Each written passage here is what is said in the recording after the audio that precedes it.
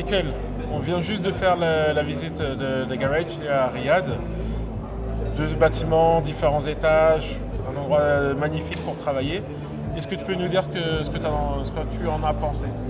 Ils ont une matière ou une manière entre guillemets de développer l'écosystème pour leur start-up, mais totalement différent. C'est-à-dire qu'ils ont pris un lieu qui était un petit peu abandonné et qui ont retapé pour qu'il soit in.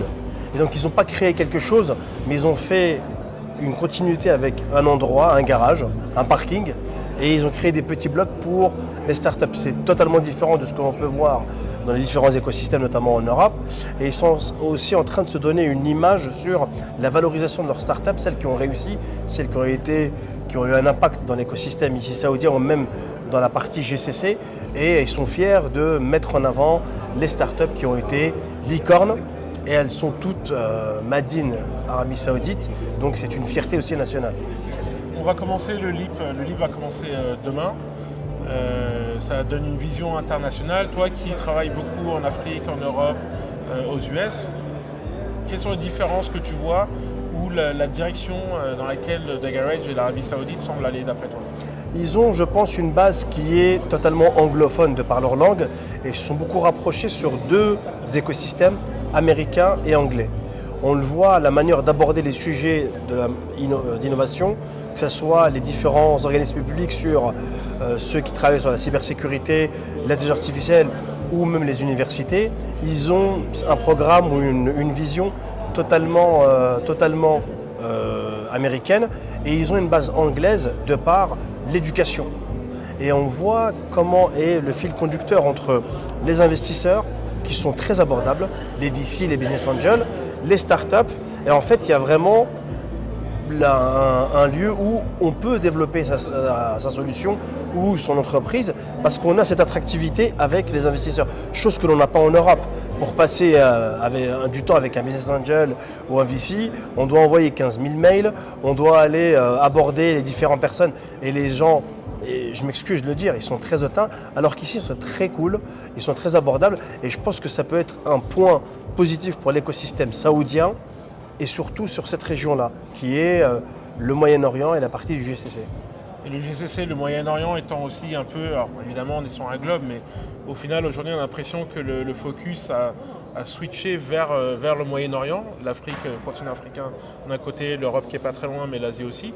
Et puis comme tu disais, des liens avec l'Arabie Saoudite, le Moyen-Orient en général assez bon avec les États-Unis.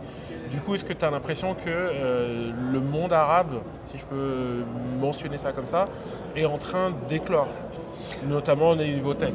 Alors, le monde arabe a toujours été en avance. Mais aujourd'hui, de par le marketing, de par le digital, on est en train de voir que l'Arabie Saoudite, pour des millions, a pu attirer des stars. Et en fait, c'est la jonction qui se fait dans le Moyen-Orient, elle existe. Aujourd'hui, les Japonais, les Coréens ont toujours été là. Le championnat saoudien, par exemple, moi qui est issu du monde du sport, a toujours eu une attirance sur les grands sportifs. Et aujourd'hui, l'écosystème de l'innovation se dit, ok, ça peut être une jonction entre le continent africain, le continent asiatique, mais Asie du Sud, et l'Europe. Et alors l'Europe s'imagine à pouvoir pénétrer un nouveau marché, à développer certaines choses. Et on a pu le voir peut-être avec le Koweït, on a pu le voir avec le Qatar, on a pu le voir avec les Émirats arabes unis, sauf que l'Arabie saoudite est en train de changer la vision en disant, nous sommes ouverts, les restrictions, il y en a moins, vous pouvez venir, par contre, vous devez faire avec ce qu'il y a sur place. Avec la culture notamment. Avec les cultures. Et je pense que c'est un outil important pour les startups parce que lorsqu'on développe une startup qui est simplement une entreprise, on doit avoir un comptable, la trésorerie, ainsi de suite, on doit prendre en compte la mesure de la culture. Et cette culture-là, en France ou dans les pays européens, on l'a peu, on a très peu de licornes. Là, tout à l'heure, on a vu The Garage, les licornes qu'elles ont sorties, en France, on en a une trentaine. Là, il y en a presque une dizaine. Et quand on prend l'écosystème et l'investissement qui a été fait en France et ce qui a été fait ici en Arabie Saoudite, le ratio, il est vite fait.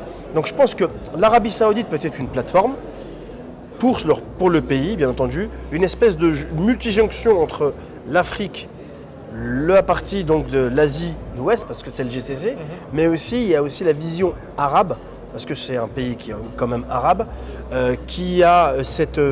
Bon, il y a eu peut-être quelques frictions avec les voisins arabes, mais ça c'est de l'ego.